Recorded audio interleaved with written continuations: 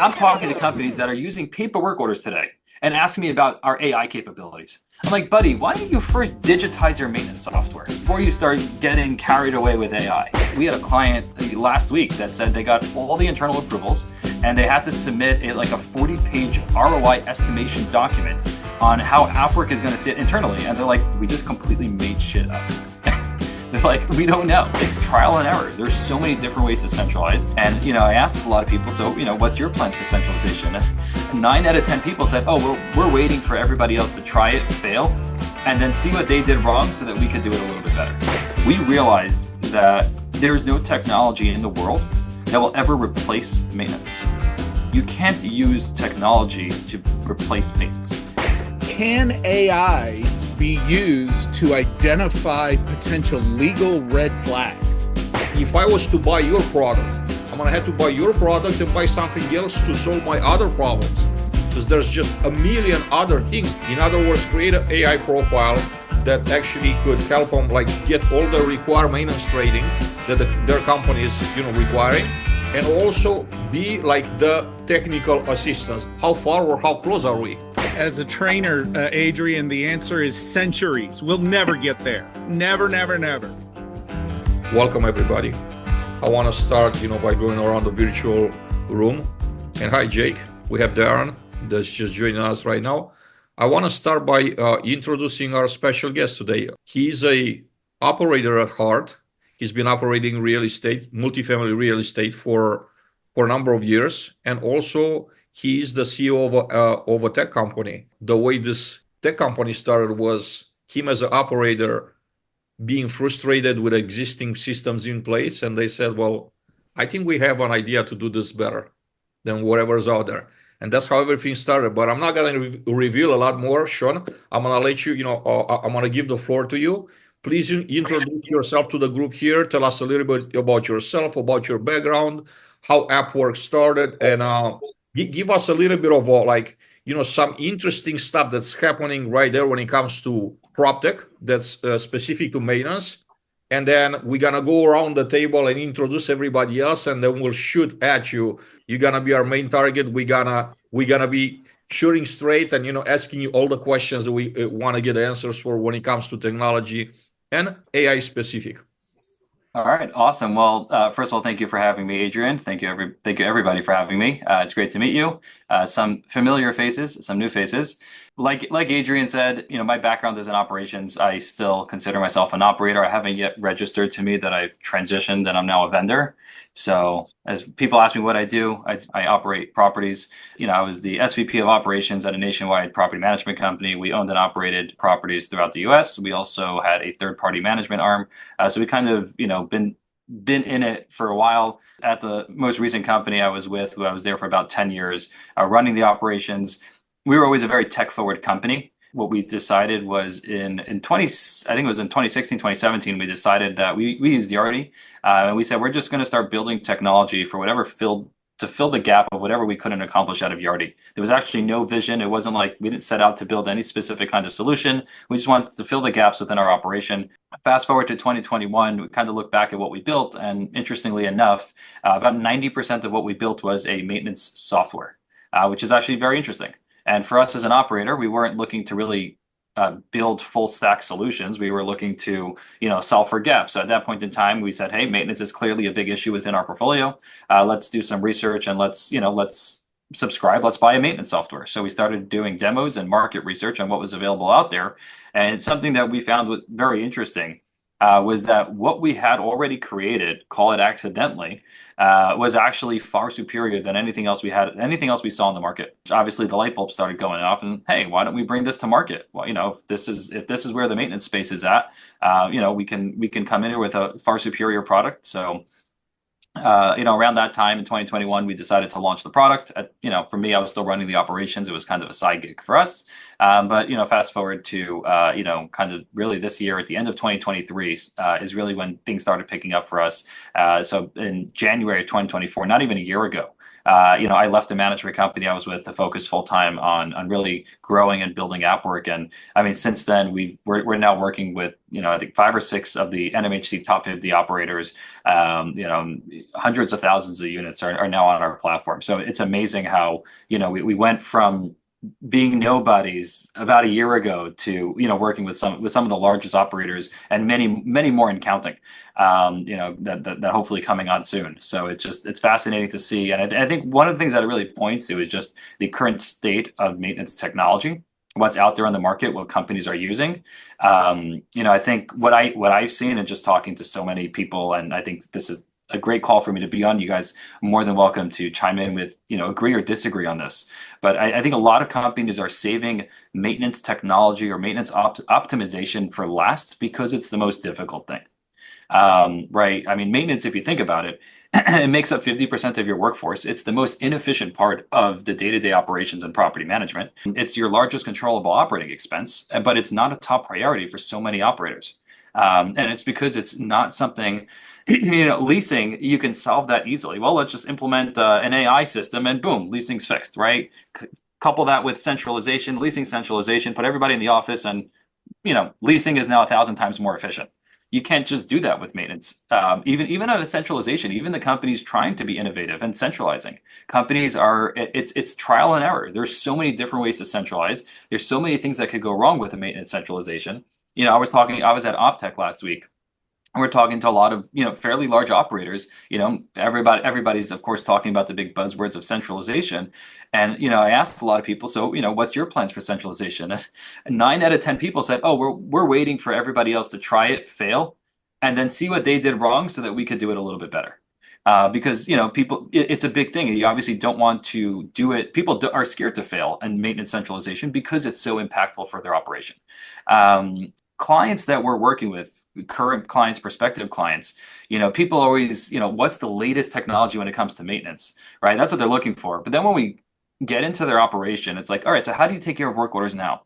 Oh, well, we're still using pen and paper. Wow. Oh, okay. All right. What do you do about your make ready board? Oh, well, we have the digital make ready board behind us. Oh, interesting, right? And like, it's just like everything that they have is, they want their companies, like they want to go from like 0 to like, 1,000. Like, let's just get you from 0 to 100, right? Let's just digitize your current maintenance system, and then you can use that data to figure out how you want to optimize it. So that, in terms of just kind of like, obviously, we're working on crazy cool things. I don't want this to become a sales pitch. I'm not a salesperson. I'm an operator. I'm extremely passionate about maintenance. I don't want this to become a conversation about outwork.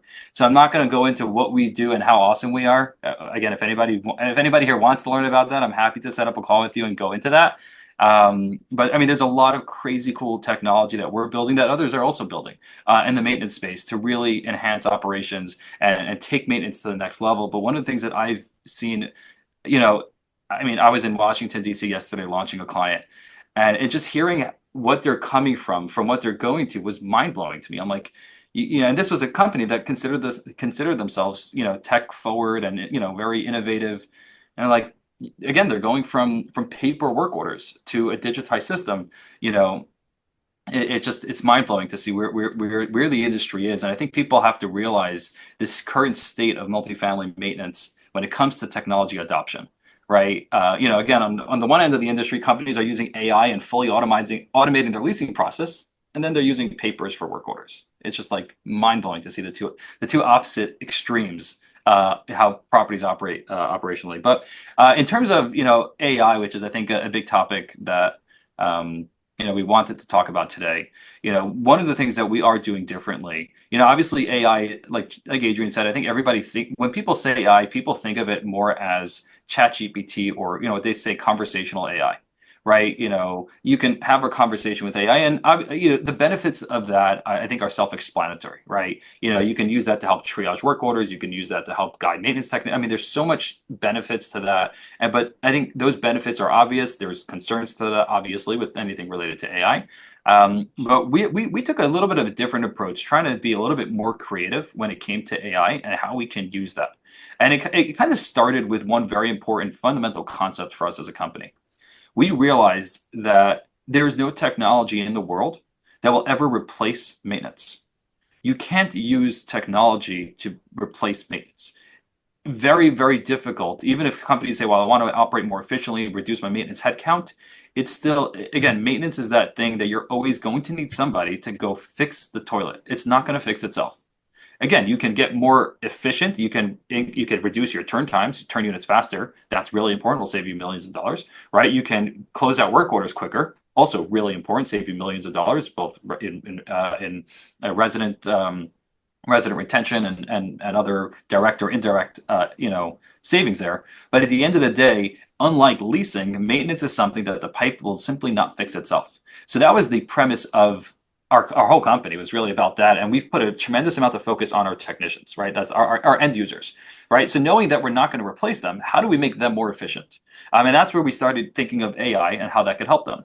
So a very basic way that we think that we've introduced is just the simple ability to be more strategic on how to assign work orders to technicians, right? And using AI to help with that, right? To help technicians operate more efficiently. So starting by, assigning work orders, obviously age of the work orders, but using AI to, obviously know that a priority work order should be assigned first, maybe trying to, group certain units together to make the technicians more efficient, looking at the skill level of each technician to make sure that the correct technician with the correct skill is being assigned to the correct work order.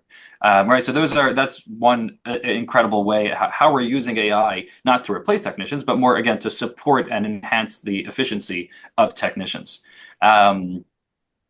Another really, really cool way that we're also using AI, again, on the same premise of how do I empower my maintenance teams, right? One of the things that we have and we realize is we have a ton of data, a ton of information, a ton of insights that's incredibly useful and beneficial.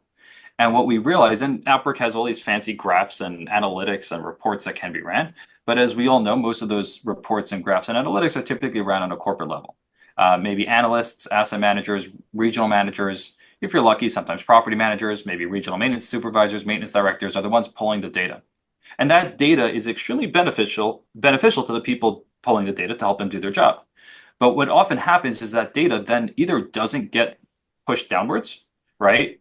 So the maintenance supervisor, right, often doesn't see that data, right? Or the data is being pushed, oftentimes, unfortunately, in a more negative way. So someone's on the corporate level is using that data to say, hey, what's going on? Work orders are too high, right? Or things like that. So the idea for us is how do we more data, make data more accessible, more actionable to the end users, right? For us, end users are maintenance supervisors and property managers, without them having to log into the system, find the data, and then the most important challenge that we had with them, even if they look at the graph, how do they know if that graph is good or bad, right? How do they turn that graph into action? What do I need to do based on the data that I saw? So something that we created, this is actually a while ago, before the rise of the AI buzzword. I think we launched this right around when we launched Outbreak in 2021. So it was almost 4 years ago. And we created what we call our AI Insight Reports. What happens there is we do this we generate these reports on 3 intervals: every day, at the end of every week, and at the end of every month. And at the end of every day, we'll stick with the daily one for simplicity right now. Outbreak looks through everything that happened at that property at that day. They silo out the data into 3 sections: what's positive data, neutral data, negative data.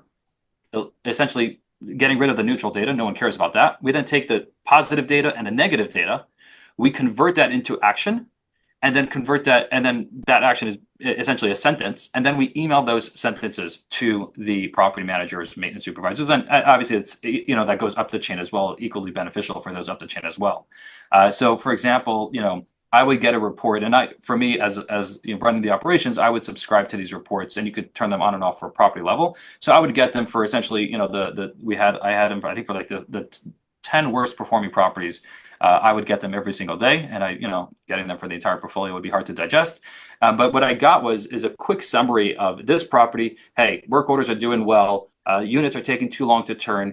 Johnny completed an insane amount of work orders today. Make sure to give him a big shout out. These 5 work orders got poor ratings after being completed, right? And I kind of got only the data that I wanted. But it was also actionable. So it was, hey, here's all the good stuff. Make sure to give this guy credit for this. The property's doing phenomenal with this. But hey, here's also some points that we need to work on. I mean, the use cases for that ended up becoming endless. On the site levels, they started using that for their morning huddles, right? Their daily maintenance teams. I mean, their daily maintenance meetings. It is no longer pulling data. That data is getting emailed to them at the end of every day, right? So they could have a meeting and just sound that much more educated. I use that on my end, by the way. The best use case of this was I would do quarterly site visits, at least for me, the best use case. And I would now go to the property, and before I get to the property, whether it be on the plane, on the car ride over, whatever it is, I would review the insight reports from the day before. And now when I went to the property, I knew so much information down to a technician level. I'd say, Johnny, by the way, great job getting 5-star ratings yesterday. And they'd look at me. This guy flew all the way from New York, and he knew that yesterday I got 3 5. And he doesn't know that I got an email, and I just quickly skimmed through the bullet points. Or I got an email with a summary of the key items I need to know about. He doesn't know that I got that was hand delivered to me on a silver platter. He thinks that, wow, corporate knows everything that's going on, not just the negative, even the positive. All right. And it transformed as a company our whole internal morale and how maintenance looks at corporate, how corporate looks at maintenance, right? How maintenance in general is treated, right? How it just our relationship changed drastically with our maintenance teams. So again, the use cases for these kinds of things are endless, but that's a really cool and fun way that we incorporate AI. Aside from, again, in a way that's not, again, like Adrian said, when people say AI, people are thinking of, generative conversational AI. So this is kind of very different and kind of using AI, and again, going to our core mission of really empowering maintenance technicians. Sean, lots of great information. Thank you for sharing. I want to go around our virtual table and just kind of like ask you to use about 30 to 45 seconds to introduce yourself and tell us about the top of mind item when it comes to technology, maintenance related tech, right? Prop tech or technology in general, maintenance technology. Like what is the thing that makes you lose sleep, or the thing that gets you excited, or whatever? Like what's the top, thing that you're thinking about when you hear this word prop tech, maintenance prop tech? And we'll go around the table, and then I like to give, if there's questions for Sean, I like to give him the opportunity to answer, so we could make the best of this conversation and having him here. So I'm going to start with you, Jason. Please introduce yourself to the group. Welcome. I know it's your first meeting with us, so welcome. Excited to have you. I'm Jason Simpson. I'm a maintenance supervisor down here in West Texas with Greystar. I serve with my local apartment association as well as TAA on the executive committee. This is my last meeting with them was a couple months ago, so this is my last year with TAA for now. Really, I'm interested in the ability for generative reports and seeing what's taking my guys a little bit longer on certain tasks. And I'd like to pinpoint it. I don't want to say problem residents, but I'd like to be able to see where the majority of my work orders are coming from. If there's a particular issue with a building that's having settling issues, and maybe we just didn't notice that there was, over the last couple months, there's been more plumbing issues in a certain building, maybe we would be able to pull a generative report that might give us an idea of, like, maybe we need to have the main line jetted or something like that. That's something I'm interested in. We definitely want to have Sean after we go around this introductions to have the opportunity to share some thoughts on that. Tim, welcome to the group, sir. It's your first time. We actually met in person before you joining, so I'm excited. I saw you in Denver 3 weeks ago? Yes. Thank you very much. Yeah, I'm Tim Turner. I'm the area maintenance manager for Avenue 5, Colorado. I manage 37 sites and 8,000 units in Colorado. And my biggest thing is efficiency and data collection. With all the new legislation that's happening in Colorado, we have to collect a lot more data because we're a very tenant-friendly state. And so if we're not having accurate data on that work order and how we've resolved that problem, the tenants are always looking for concessions and rent back. So that's one of the things that we're focusing on in 2025. Well, again, welcome. Thank you for being with us today. Scott Peters, you're up next, sir. So Scott Peters with Con Am, Vice President of Property Services. We have about 460 properties nationwide, about 60,000 units. We're not currently using too much tech right now, so this is more of a learning experience for me to see what's out there, see what's available. And I think I actually have a call scheduled with AppWork next week on Thursday. So this is just a big learning experience for myself. Excellent. Jake, you're up next, sir. Yeah, I'm with Thrive Communities. I'm a multi-site supervisor up here in Seattle. I think right now the interesting thing that I just heard is Seattle might be trying to actually like poo-poo AI. They're saying that it's taking, I think we want to take the human element out of like fair housing and stuff like that, but we've heard rumblings now that AI might like hit legislation as not being able to be used because it's like bypassing people's. So maybe if anybody has any insight on that. Definitely. Darren, welcome, sir. Hey, Yes, hi sir. everybody. How's it going, everybody? My name's Darren Bethia. I work for Dominium. I'm one of their regional maintenance managers. We're in the affordable space. We're the largest affordable developer in the country. We have about 40,000 units all over the USA, and I kind of cover the Southwest for Dominium, so I got about 12,000 of them. I'm a big proponent of prop tech, always have been. I like to see how we incorporate AI. I got a session with AppWork next week as well, so I'll ask a bunch more questions. But I do have one kind of burning one. A lot of the bigger companies, they use, I call them one of the big three, and it's mostly focused on the operations, leasing, rent control portion of it. But you got Yardi, Entrada, and I forgot the third one. One site. Does AppWork work with those companies, or would you be independent? Because they all have like their own, spin-off product. Doesn't sound as good as what AppWork is doing, but I could see that as a barrier. We've invested, millions of dollars in Yardi. Can we, add I on hate the maintenance app that? Yeah. I hate that Go this ahead. conversation is turning into an Upwork conversation because I'm not I didn't come here thinking I'm going to be here pitching the product. I thought I was Well, just going to come here, put my operator hat on and just talk maintenance. But listen, I'm I not do want complaining. no. So I, and I'm not looking at this for just like for the sales part. I'm really Right. interested in prop tech. I listen to you. I really like what you're talking about with incorporating all this stuff. And a couple of points you made about how maintenance gets like the back end of the technology wave. It's very true. 100%. I mean, so I'll just quickly. I know we're not answering all the questions now, but I'll just Yeah. you're the quick Yeah, I answer. got a bunch more about meeting with you guys next week. All right, awesome. Yeah, Appwork's fully integrated with all the main property management systems, and I think as an industry, it happens to be talking about more generically. I think it's a big challenge that the industry has that's hurting innovation is how difficult it is to integrate with all these solutions. Appwork's lucky. Again, we were started by a property management company. We were a little bit better funded than most tech startups are in the space, and these companies like Yardi and RealPage, they charge an absurd amount of money to make it almost impossible for new companies to launch because companies would be basically non-existent if you didn't have a property management integration. And it's I think a big problem that the industry is facing. I know a lot of people are working to fight that and try to solve that problem. But I think it's a great point that you brought up. Yeah, I'm with you. I don't know how much you guys paid, but just like we use this water management software, and we wanted this software. We worked with them and Yardi to kind of get them aboard. Yeah, they paid Yardi like $1 million. It's crazy to integrate. Yeah. Yeah. We're all good. Paul Rhodes, you're up next, sir. Hey, question about technology, and none of us can find a mute button. It's awesome. Hey, Sean, good to see you again. I'm Paul Rhodes, host of the Maintenance Mindset podcast and senior manager of maintenance learning for Brookfield Residential.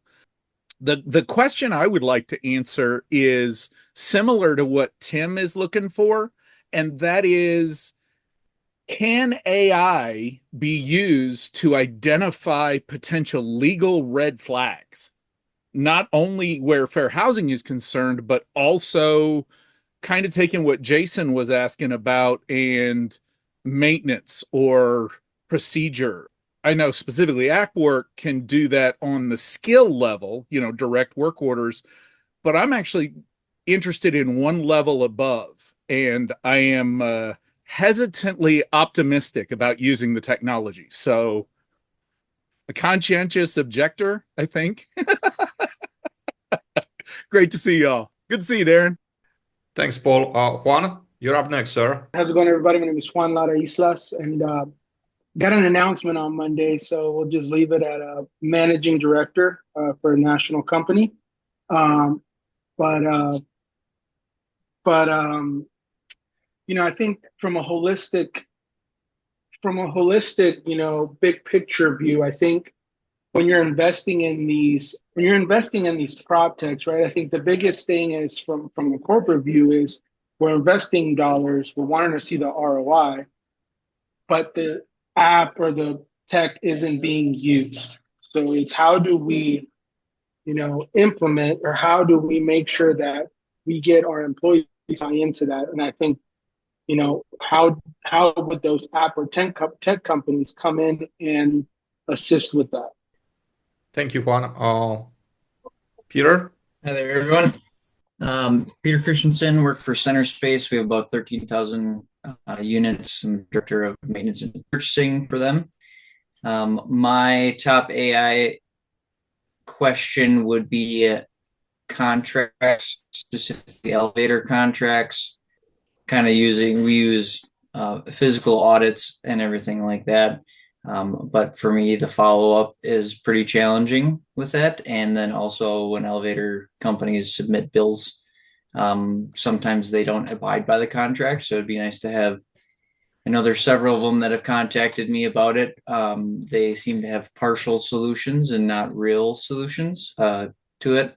But it'd be nice to have something that works really effective to look at the invoices, compare it to what the contract states, so you don't get taken advantage of by elevator companies. And that probably relates to trash and everything else too, but more expensive with elevators. I'm so glad that you're bringing this up, Peter. Going to conferences quite a bit and tech-specific conferences. I've seen like a lot of very fragmented, very small like solutions. They're addressing like one thing. There's a company out there that it's actually selling. We use some AI or like a bot to communicate with residents and create work orders from those conversations. In other words, resident has an issue, they talk to a bot, and the bot like asks prompts them to the right, like asking the right questions, and gets all that stuff, tries to help them solve the problem if it's something like resetting a breaker and so on. And if it can, it creates a work order for the maintenance teams. In my mind, this is a great tool to have, but like this is one of the many tools that we should have. And I even told the founders, I said, I think it's great, but like you're only solving like a little bit of, all this, maintenance picture and if I was to buy your product, I'm going to have to buy your product and buy something else to solve my other problems because there's just a million other things. So I'm thinking I'm more of a Yardi-like approach for maintenance, right? When I'm saying Yardi-like, or you could call it RealPage or you could call it Entrada, right? One of the big three boys solution for maintenance, a 360 solution specific to maintenance, right? That actually covers like everything that, was brought up, the amazing like thoughts, and then also challenges that, we're all facing out there. And it'd be nice to have them all in one place. So thank you for bringing that up, Peter. Kyle, welcome, sir. Yeah, hi guys. My name is Kyle. I work for Regency Multifamily. We're based out of the Midwest. I run maintenance operations for us here. We're about 5,000 units. But yeah, technology-wise, I mean, Adrian, you kind of spoke on it. I mean, I'm interested in some of the telemakmaintenance stuff. To your point, a bot or something, even a work order that comes in, AI could say, garbage disposal is not working. Okay, did you try these or some YouTube things, or this is XYZ, hit the reset button, check the breaker, stuff like that. I think that would, if we're getting, 5,000 work orders in a month or whatever it is, it's like, man, if it could cut down even a fraction of that and help with efficiency and obviously manpower challenges we all face, that'd be great. So interested in solutions of that on that level for sure. Thank you, Kyle. Now I want to use, the remaining of our time to just for conversations, for asking questions. Juan, I see you raising hand. I'm going to give you the floor. to speak, and then I will have a question for Sean. It's something that's related to training. Please, Juan. There we go. So the last pardon me, I didn't see your name. The last gentleman that commented on the tele AI. We're actually vetting something like that, and from our company, legal pushed back because they didn't want to have the residents, I guess, put the residents in any type of harm's way by resetting a breaker or doing something. That was a big pushback from legal. I agree that that is a really good option and it could shave down work orders. Legal did push back on it. So I'd really be interested to see how we'd be able to navigate through that and see kind of a good middle ground for that. Is this something that you would like to wait on, Sean? No. No? Ready? No? Okay, well, first question, Dan. First question is this, and it's in regards to training. How far do you think that we are from creating a AI profile, like basically a virtual assistant or like a maintenance body for the maintenance techs that can actually provide training, deliver training for them, and ask all the questions they might have instead of them having to go to like YouTube and do a search trying to find solutions for various problems. In other words, create an AI profile that actually could help them like get all the required maintenance training that their company is requiring, and also be like the technical assistants, the go-to person when it comes to answers to the technical questions they have, helping them with troubleshoot. How far or how close are we? As a trainer, Adrian, the answer is centuries. We'll never get there. Never, never, never. I'll give you my 2 cents here. First of all, I would split it into two different things. I think one of them is training. The other one is, call it help or technical help. In terms of technical help, it's actually something. So we're in the middle of training. To Juan's point, we're actually in the middle of training two completely different AI models. One of them is being designed to be a resident triage system, and we're training it around the notion that residents have zero technical knowledge and have access to zero tools. So if you can help a resident fix a work order with that, then that's something that we would feel comfortable putting in front of a resident, right? Take the example of the outlet's not working. Okay, well, is that outlet connected to a light switch? If it is, make sure that light switch is on. Zero technical skills, zero tools needed for me to double check that, right? The outlet's not working. Make sure do you need is it a GFI? Does it need to be reset? Right? Same thing. Zero technical skills or tools needed to triage or try to troubleshoot those very basic work orders. AC is not working. Is it on cool or is it on fan? Right? Things like that. And then we're training an entirely separate model, which I haven't seen anything like it in the industry yet. And we kind of came to that with, again, our same foundation as a company. The premise of our company is we're here to help technicians, be more efficient, and that's where really where we started training our second model, which is it's a very similar model, but there's two very different distinctions there. Number one is the technician has technical expertise, and the technician has access to tools, right? So the idea there, it will actually function in a very similar way. So think of a technician has access to a work order, right? They are assigned to a work order, and they need some help. So instead of maybe having somebody else on their team do it or outsourcing it, or as people simply do in the industry currently is, right, replace versus repair, because replacing it is simpler, right? They'll now have access to essentially our AI model, who they can, we're starting off with more of a chat format where they can talk to and say, hey, here's a situation where the AI will already have access to the work order details, right? Hey, help me out here. All right. And when it helps them out, it will provide them a little bit more detail, or a lot more details than they would to a resident, because they understand, obviously, technician is typically a trained professional, and they know what they're doing, and they obviously have access to tools, equipment, and supplies. So that's the first component. And I don't know if that may answer Juan's question or Juan's concern about, making sure that you're not directing residents to do something that could potentially be dangerous, put the resident in harm's way, or even potentially end up doing, even if it's not dangerous, just making the issue worse, right? Exacerbating the issue, which is also a very big concern that people have to have. So that's one component, Adrian, to answer your question. But I think another component, and to Paul's point, is really separating the two. Then the next thing is training. and this is my opinion, I don't think AI will do the training. I don't see a scenario where that will happen. But I do see a scenario, and this is a secret project, or now not so secret project, that we're actually working with Paul on already, everybody. But we're creating a training platform that's going to use AI, but not to create the training content, to understand based on the technician's performance what the training should be, and to automatically create like a playlist. Essentially, what we did with Paul and a few other maintenance professionals, maintenance experts, I would say, is we created dozens and dozens of 30-second to 2-minute training clips. And what we did is we basically metadata them, we tagged them, we put a ton of data on the back end of each of those clips.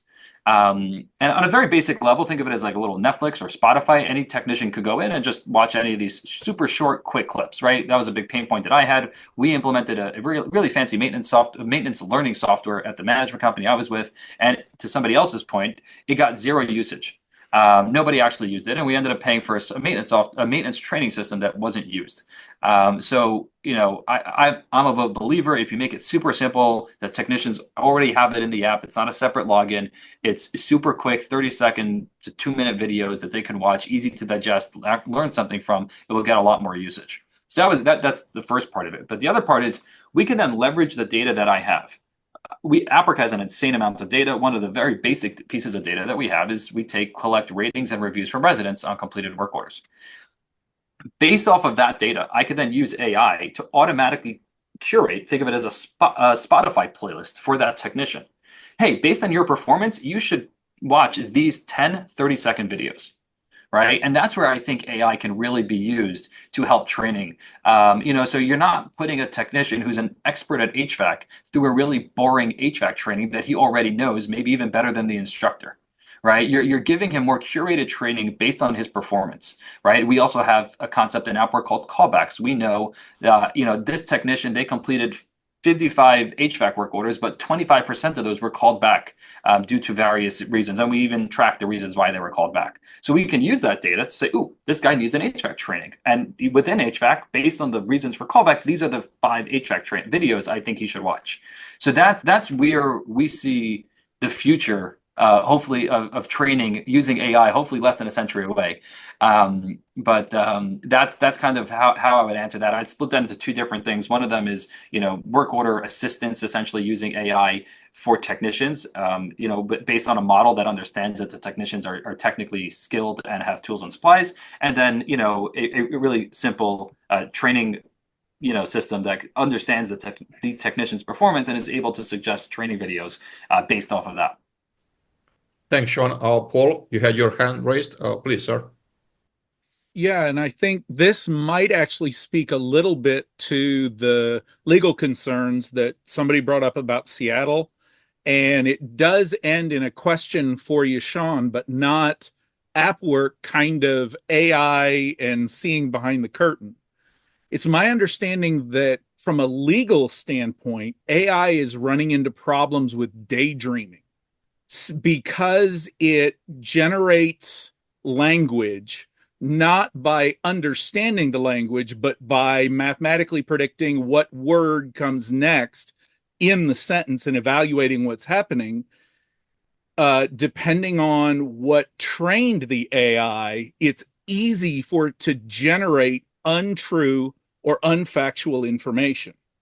And if I remember reading an article about the thing or what's going on in Seattle, that is the big concern. And that would be my concern with putting an AI in charge of instructing repairs especially to a resident, somebody who doesn't have the technology or the knowledge to say, no, don't touch that black wire. Even though the AI said the black wire will solve the problem. So my question, Sean, is how on the back end would someone like yourself install guardrails to prevent that from happening? Is it a case of closely vetting the training source for the AI, or do you run it through a filter? that's kind of my question at the back end. Yeah, I think first of all, just it's a very, very valid point, very valid concern. One of the reasons why we have not yet released our AI triage platform yet. We don't want to run into concern, obviously from a legal perspective, but even from an operational perspective, where we launch a product and then that product does something that we don't want it to do.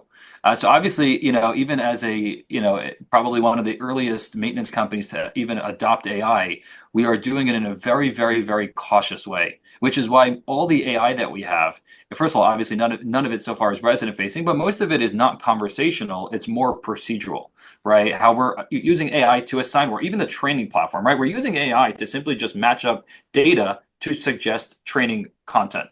Right, we're not using it, right? So it's not even meaning even if that messes up, so we recommend the video to somebody that he already is skilled in, right? Like, all right, what's the worst thing that can happen there? He'll waste 30 seconds of his life watching a video, right? So we are taking that very seriously and doing it very cautiously, and that's kind of goes. But to answer the question specifically, that's kind of why we're being very specific in how we train the AI, in knowing and making sure that it knows the technical capabilities of what your standard, call them a civilian, is, knowing that they have zero tools, zero technical know-how, nothing. For example, we have to train it, nothing that it can't reach, right? Not even stepping on tippy toes. Don't take a ladder, don't take a step stool, don't step on anything. Once you can't reach it, I don't want you doing it, right? So we had to take all that into account, and that's essentially that's why it takes a while for or that's why we're taking a while, I should say, to train a model, making sure that we take all that into account, test it, see, oh well, it said something it shouldn't have, well, let's retrain, let's test again, right? So I mean, there's so many things to take into account. And again, that's one of the reasons why we're purposefully, not me, but we are purposely not rushing to get something out. I'd rather take our time and do it right. But also kind of goes back to what I was saying earlier on. I mean, there is a lot of companies and people are very interested in AI. But to me, I'm fascinated by how companies are, I'm talking to companies that are using paper work orders today and asking me about our AI capabilities. I'm like, buddy, why don't you first digitize your maintenance software? Right? Just get these like concept called like auto emails to residents when their work order's been assigned or even completed.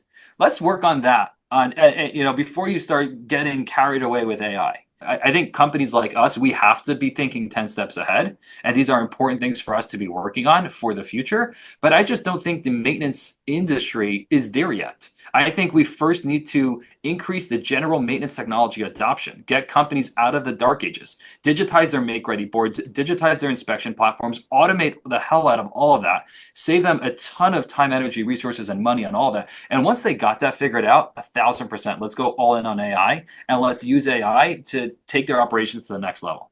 And again, that's one of the reasons why I'm not running to try to build the very first ever work order triage system, almost like what I said before about centralized maintenance. Let other companies build it and fail, and then let me come in and learn from their mistakes. Yeah, please, Juan. And also, Juan, if you do have a couple of minutes to spare after we're done with the call, I'd like to chat with you about something. I wanna run something by you. Sounds Okay? good. Yeah, please Sounds go good. ahead. Sean, your side of the training is very interesting with using AI to assign training. I've used a platform in a previous company where the training was great. It was it was very intuitive. It was short. It had separate. It had various virtual reality modules, but the testing to be able to label where each user was at was very inadequate, I think. Have you guys thought about joining both of them or working with a company of that nature to kind of get best of both worlds? Some people do learn better by hands-on, and I know videos teach theory, but I think even still, virtual reality does teach theory, gives them a little bit better equipped to handle some of the work orders. 1,000%. We are currently, and by the way, our platform, the way we're building it, is not even designed to compete with those products, right? Let's just take the VR products. We're doing something very different than what they're doing, and we can see clients implementing both our product alongside with with one of their products, take the VR concept. And in that case, and to that point, we are, I don't know how active the talks are, but we are in conversation with a few companies that offer, that are more specific to maintenance training. And again, our product is not designed to necessarily compete with them. It's more of a more complement them, or just offer, like you said, a different angle of training. Very, very different.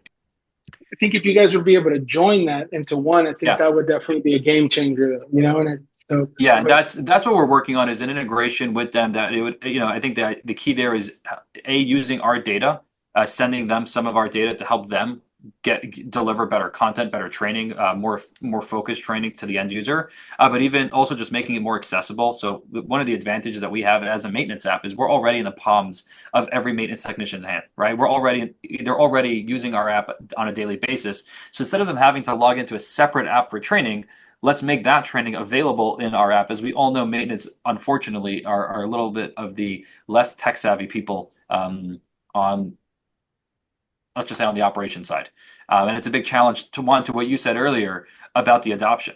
And it's a massive thing, by the way, that we hear all the time, is adoption. And people are petrified of that. I'm going to spend all this time, energy, and money on implementing a software. And that, by the way, could be one of the reasons why maintenance is so far back in the Stone Ages, is because people are scared to implement technology that's not going to be used. And a lot of companies have done that, and they've been burned. They spent a ton of money rolling out technology, and they look back at it 6 months later, a year later, and 30% of their technicians are using it, right?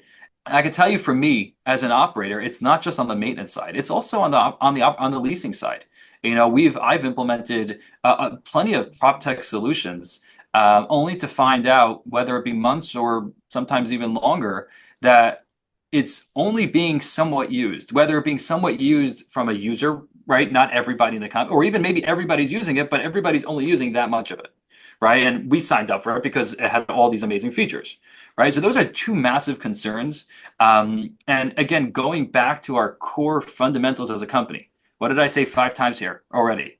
We were created to support the technicians, right? And that was our foundation. So we created an app for the maintenance technician. We didn't create an app to try to convince a executive on, oh, this is a cool app, right? We didn't build an app technology for a decision. And most companies, the way they build technology is you're building it to sell it. We didn't build it to sell it. We built it for ourselves.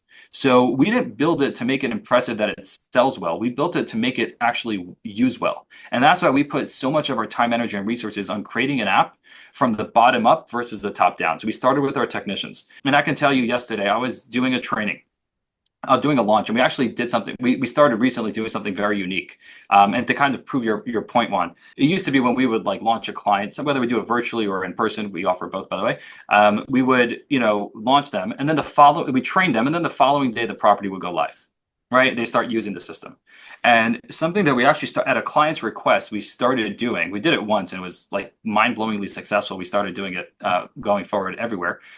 Is we actually launch them right there and then in person. So what happens is we train the maintenance teams. And typically, we're training a bunch of people, whether they're in person or virtually. So we have the maintenance technicians get trained on the app. They then go back to the property, out into the field. By the time they get back to the property, out into the field, we then train the managers or the supervisors on how to assign the work orders. Like this, by the time they get there, they already have work orders assigned. And then we continue the training. And by the end of the training, we can actually see how the adoption is right there and then live while we're still on the Zoom or in person. We can actually see how the adoption is. Yesterday, like I said, I was in Washington, D.C. launching a client. And by the time we left, they had dozens of work orders already completed with photos uploaded, everything properly documented. And not only that, even it was amazing to see how everyone's reaction, because AppWork has a system where we when the work order is completed, we ask the resident to leave a rating and a review. They already had 33% of their completed work orders by the time we left for the day already had ratings and reviews on them. So just to show how fast and how real time the adoption was, not just for the technicians, but for the residents who were already super excited, and they were already leaving feedback on their work orders, and they were all positive, by the way, which is super cool. But that itself is just being able to see the adoption there live. But we also have something as a company, as a way that we solve for that, by the way. We do something on a higher level, not just on the product. Aside from creating a very simple, easy to use software, we also do something very unique. Well, first of all, I don't want a company who doesn't have 100% adoption. I don't want them using my app. I don't want you to be paying for a software and you have a bad taste in your mouth of us. So first of all, our product, our contracts are, they're annual contracts or sometimes longer based on the company's preferences, but they could be terminated at any point in time for any reason whatsoever. There's zero commitment. The moment you feel that you're not getting 100% benefit out of it, leave, right? So that's number one. But that makes you feel a little bit more comfortable. You know what that does for me though? That puts the pressure on me, the company, to make sure that you have 100% adoption, right? And that's really where we're very unique. We monitor the usage and adoption on every single one of our clients' properties down to the technician level. And we'll send an email to the leadership of every single one of our clients every single Friday or Monday based on their preferences with a list of technicians that are not fully adopting the product. And we'll say, hey, Johnny didn't complete it. Aside from the AI automated emails, we do a personal touch base every email every single week to the leadership of the company, right? But because we're sending it to the leadership, we also, and we're incentivized, I don't want to lose the contract, we also then personally reach out to every property manager whose technicians did not complete a work order and say, hey, Barbara, Johnny didn't complete any work orders this week. Everything okay there? Right? And sometimes like, oh yeah, no, he was on vacation and that's totally fine. Or, oh, let me check in with him. Let me see what's going on. And obviously from us, we're looking at it as a usage perspective, but you also now have another set of eyes from a performance perspective. Right. And I can't tell you, unfortunately, how many people were let go because AppWork was bugging them that the technician wasn't completing any work orders. Right. And unfortunately, it turned out that the technician was in the maintenance shop all day watching movies. Right. It didn't happen so many times, it happened once. So, but but that's the idea. Meaning, as a company, it's a very valid concern that you have, and we hear it all the time. And I would love to see more companies like us operate that same way, where we take the pressure to make sure that the adoption is there, and take that on. Because again, as an operator, that was one of my biggest pet peeves. And we structured every time we launched a product, we had to dedicate so much time and energy post-launch to make sure that everybody was fully using the system. And it was so strenuous on us, and we couldn't focus on something because of that. Like, all right, we implemented like Naka CRM. It took us like a year because we had 3 months of implementation and then like 9 months of just monitoring it, and it was so painful for us. So that's why, again, as being created as an operator allowed us to do things very uniquely.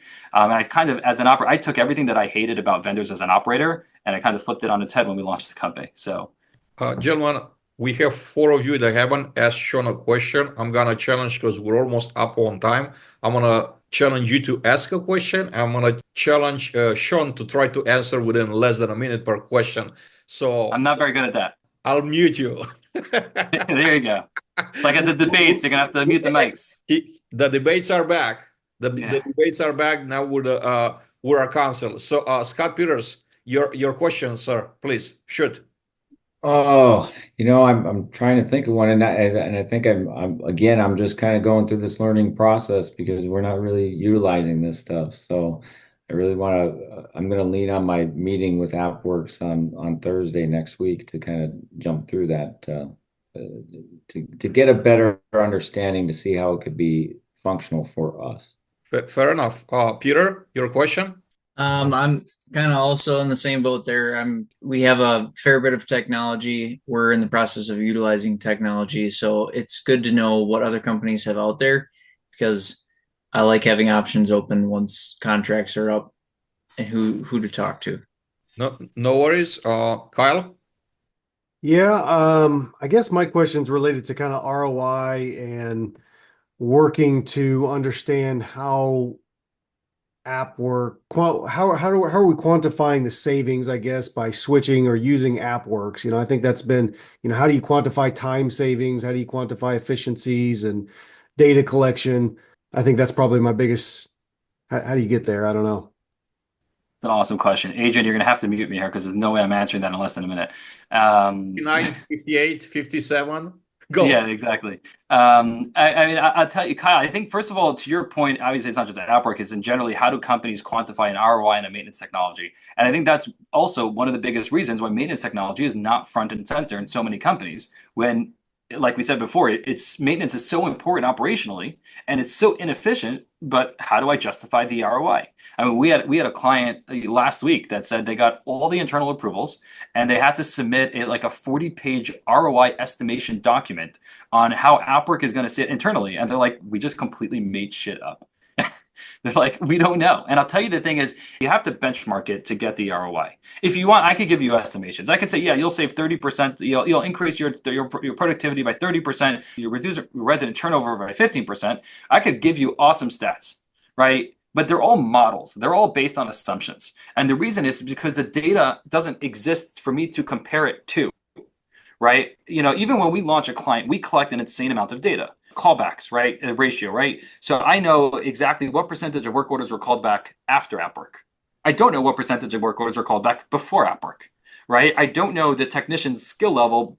I didn't know it after AppWork. I don't know it before AppWork, right? I know all the data that we have. We don't have the before. And even where you do have basic data, right? I know how many open work orders there were before AppWork compared to open work orders after AppWork.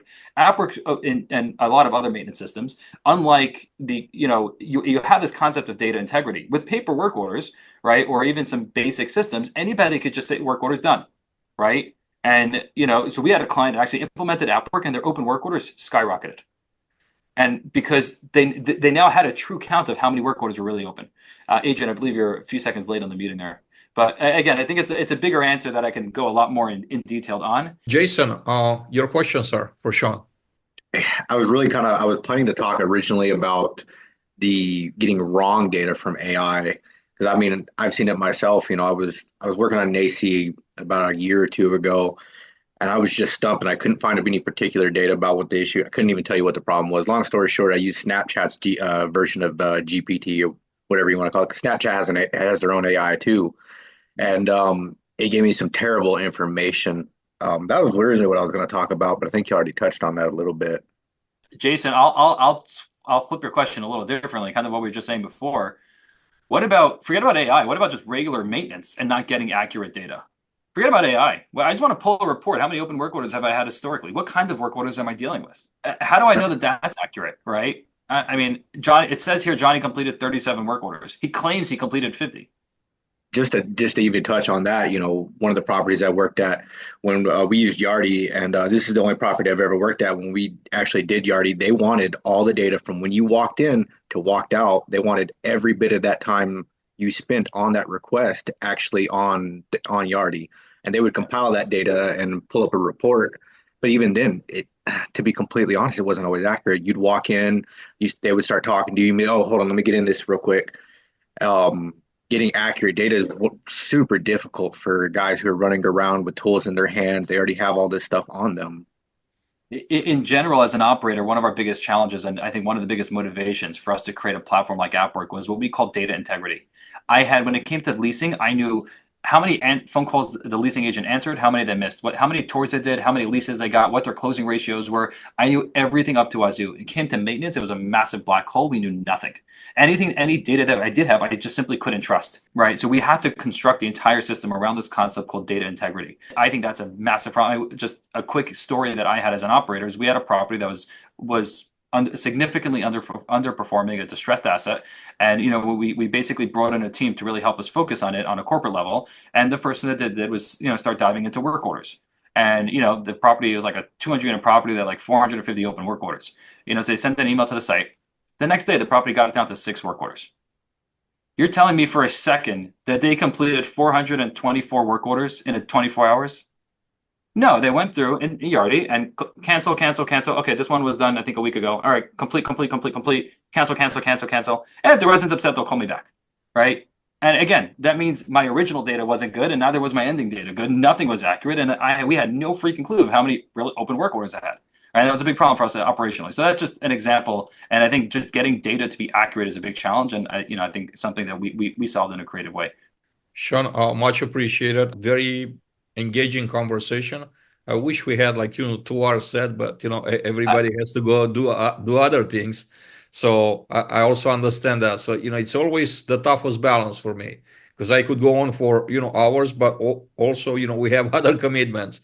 So we actually increase the frequency of our meetings, so we have those meetings for an hour every other week. We started every 3 weeks, and for me, it didn't feel like we were accomplishing much. And then we just kind of voted and we started. So it's every other week now. Seems like we're still, we're still getting engagement. We're still getting people on. I just want to make this platform available for whenever you could, hop on for an hour with, with your peers, just to be able to spend and get, some good stuff out of that. So thank you.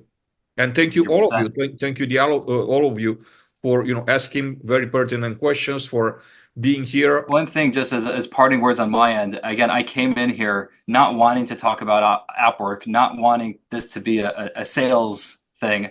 I feel like we spoke too much about app work, so I love the opportunity to come back and just kind of join the conversation as a peer, and just kind of collaborate and better understand what's going on in the maintenance space, what struggles people have, what people want to see, and obviously contribute based on my experience on the operation side in terms of problems and potential solutions, but not from the outwork side. I just love to participate. I think for me this was amazing, just to meet everybody, hear the questions, and again, like Adrian said, we could sit here for hours. So I feel like we barely scratched the surface, and would love to continue the conversation without it being focused around Sean and just being one of the people in the room.